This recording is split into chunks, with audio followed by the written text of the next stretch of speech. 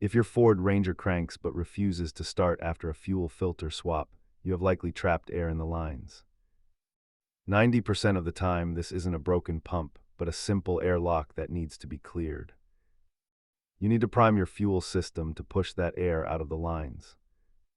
Cycle your ignition key to the on position without starting the truck, wait for the pump hum, then turn it off and repeat 5 times.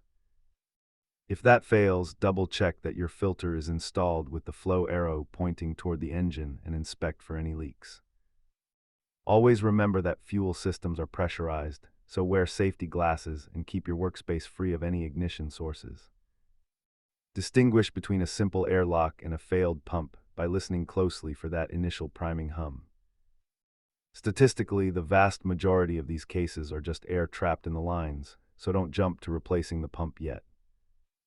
For advanced troubleshooting, use a fuel pressure gauge on the rail and verify that your pump relay is actually clicking. Keep a basic OBDI scanner and a fuel pressure gauge in your kit to save time on future diagnosis. Remember, patience is your best tool when bleeding a fuel system, so let the pump do the heavy lifting. If you're still stuck, drop a comment with your specific engine year, and let's get that Ranger running again.